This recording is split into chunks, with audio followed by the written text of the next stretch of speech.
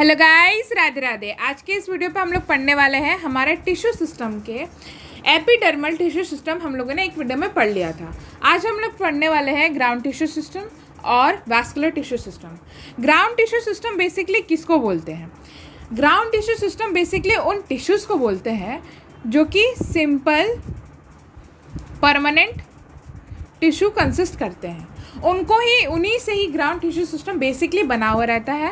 That is parenchyma, sclerenchyma and collenchyma. यही तीनों जो रहते हैं वो बहुत सारे स्ट्रक्चर्स का फॉर्मेशन करते हैं और उनका डिफरेंट रोल होता है। For an example cortex, pericycle, pith, medulla, these all the things. तो उन्हीं को हम लोग क्या कहते हैं? ग्राउंड स्ट्रक्चर बोलते हैं। All tissue except epidermis and vascular bundle consist of the ground tissue. सिर्फ और सिर्फ एपिडर्मिस को छोड़ के या एपिडर्मल टिश्यू सिस्टम को छोड़ करके और वैस्कुलर टिश्यू को छोड़ करके जितने भी टिश्यू हैं वो सब और सब कंसिस्टेड है ग्राउंड टिश्यू में। It consist of simple tissue जो कि परमानेंट होने चाहिए, such as parenchyma, collenchyma and sclerenchyma. अगर आपको पेरेन्काइमा, स्क्लेरेन्काइमा और कोलेन्काइमा के बारे में डिटेल में पढ़ना है तो वो मैंने अपने वीडियो में बताया है, आप उसमें जाकर के देख सकते हो। Next is parenchymatous cells are usually present in cortex. अब यहाँ पे ये बहुत इंपॉर्टेंट बात है क्योंकि अगर नीट में क्वेश्चन पूछ देगा कि collenchymatous cells are usually present in cortex, pericycle, pith and medullary ray in the primary roots and stem, तो वो गलत हो जाएगा। ठीक है, कोलेन्काइमेटस नहीं होंगे। इतना याद रखिएगा, जो पेरेन्काइमा है वो मेजर केसेस में ज़्यादा प्रेजेंट है ग्राउंड टिश्यू सिस्टम में। इसीलिए जो कॉर्टेक्स है, पेरिसाइकिल है, पिथ है और मेडुलरी रे है, वो सब जो रहते हैं वो प्राइमरी रूट और स्टेम में पेरेन्काइमेटस से ही बने हुए रहते हैं। ठीक है। In leaves the ground tissue consist of thin walled chloroplast containing cells called mesophyll. तो जो लीफ होता है, बेसिकली हम लोग जब अपने लोअर क्लासेस में लीफ पढ़ते थे तो स्पॉन्जी मेसोफिल्स होते थे एंड पैलिसेड मेसोफिल्स जो रहते थे वो प्रेजेंट रहते थे, जो कि क्या कंसिस्ट करते थे? क्लोरोप्लास्ट कंसिस्ट करते थे। और they has a capability for doing photosynthesis, और जिनका कैपेबिलिटी रहता था फूड बनाने का भी। तो उन ग्राउंड टिश्यू को हम लोग क्या कहते हैं? मेसोफिल कहते हैं in case of the stem.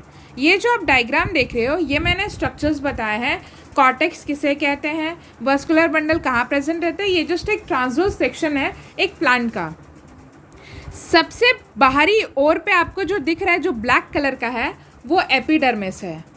उसके बाद उसके अंदर जो स्ट्रक्चर होता है, जो आपको ब्लू कलर में दिखाया गया है, डार्क ब्लू में, वो कॉर्टेक्स कहलाता है। उसके अंदर जो स्ट्रक्चर है जो कि आपको ग्रीन कलर का दिखाया गया है, वो एंडोडर्मिस कहलाता है। और जो रेड कलर का दिखाया गया उसको पेरिसाइकिल कहते हैं। जो ब्लू कलर का दिखाया गया है ये जो है, और ये जो पर्पल कलर का दिखाया गया है, ये सारे के सारे वस्कुलर बंडल्स कंसिस्टेड रहते हैं।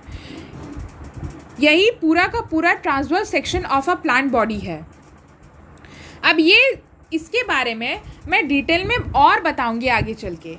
बेसिकली आपको जो स्ट्रक्चर्स को पता रखना होगा कि कहाँ कहाँ क्या प्रेजेंट है। और जो एकदम सर्कुलर पार्ट होता है उन्हीं को हम लोग क्या कहते हैं? पिथ, या फिर पिथ का दूसरा नाम मेडुला होता है। All structure present inside the endodermis is called stele. It is very important point क्योंकि ये नीट में आ चुका है। बेसिकली जो भी स्ट्रक्चर एंडोडर्मिस के नीचे प्रेजेंट है मैम, वो क्या कहलाते हैं? सेटल कहलाते हैं। अब हम लोग स्टार्ट करते हैं vascular tissue system. Vascular tissue system को और एक नाम से जाना जाता है, that is conducting tissue system. ठीक है, क्योंकि ये क्या करते हैं? क्या टिश्यूज कंसिस्ट करते हैं? Xylem and phloem. Xylem basically किसके लिए रिस्पॉन्सिबल होता है? किसका ट्रांसपोर्टेशन के लिए रिस्पॉन्सिबल होता है? वाटर एंड मिनरल का। लेकिन जो फ्लोएम होता है वो किस चीज़ के लिए रिस्पॉन्सिबल होते हैं? बेसिकली मैम फूड का, ऑर्गेनिक नाइट्रोजन का एंड हॉर्मोन्स का। इसीलिए इनको क्या कहा जाता है? Conducting body of a plant. यहाँ पे जो डायग्राम आप देख रहे हो, यहाँ पे जो ट्यूब्स लाइक स्ट्रक्चर है, यही तो बेसिकली क्या होंगे? या तो फ्लोएम होंगे या फिर क्या हो सकते हैं? जाइलम होंगे। यही तो कंडक्टिंग बॉडी होंगे और यही ट्रांसपोर्टेशन के लिए रिस्पॉन्सिबल होंगे। तो मैम इनको हम लोग क्या कह सकते हैं? वैस्कुलर बंडल कह सकते हैं या वैस्कुलर टिश्यू कह सकते हैं। Let's start. अब वैस्कुलर टिश्यू किस तरीके से अरेंज रहता है उस पैटर्न पे हम लोग बात करेंगे. हमें पता है वैस्कुलर टिश्यू किसके कहते हैं, that is xylem and phloem को कहते हैं. अब वो किस तरीके से अरेंज रहते हैं उस बारे में हम बात करते हैं. रेडियली, अगर रेडियली, आर फॉर रेडियली, उसमें उसका अरेंजमेंट किस में प्रेजेंट होगा, रूट्स में प्रेजेंट होगा. रेडियली का अरेंजमेंट कुछ इस तरीके से होता है कि जो वैस्कुलर बंडल्स है वो क्या है, डिफरेंट रेडियस में प्रेजेंट होंगे.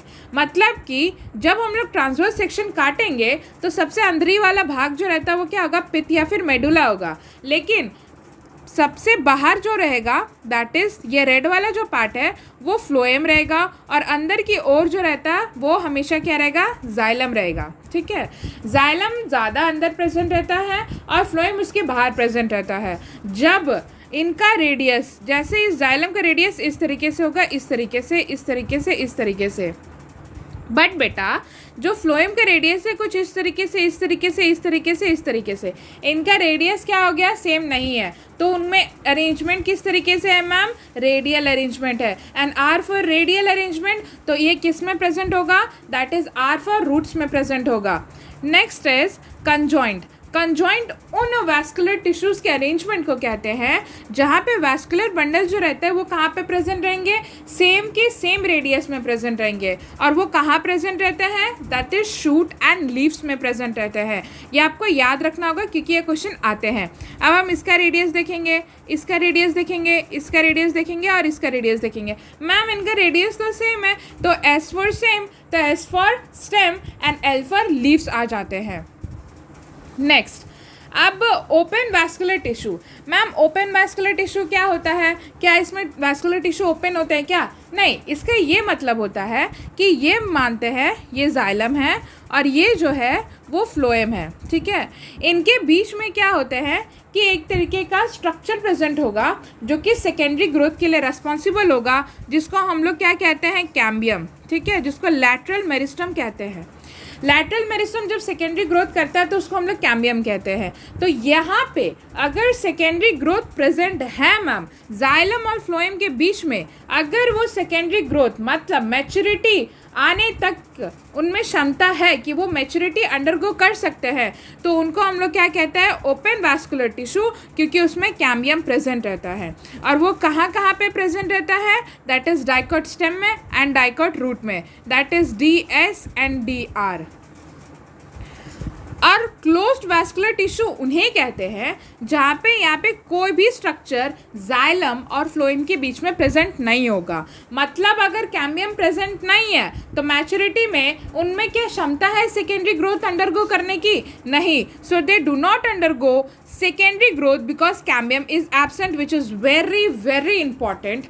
and ये किस में प्रेजेंट रहता है, that is monocot root, monocot stem, dicot leaf and monocot leaf. यहाँ पे एक जो odd one out है that is dicot, क्योंकि dicot stem and dicot root में जो open type of vascular tissues present रहते हैं, बट क्लोज्ड जो है वो सिर्फ और सिर्फ डाइकोट लीफ में ही प्रेजेंट रहता है. This is all for ground tissue and vascular tissue. Thank you.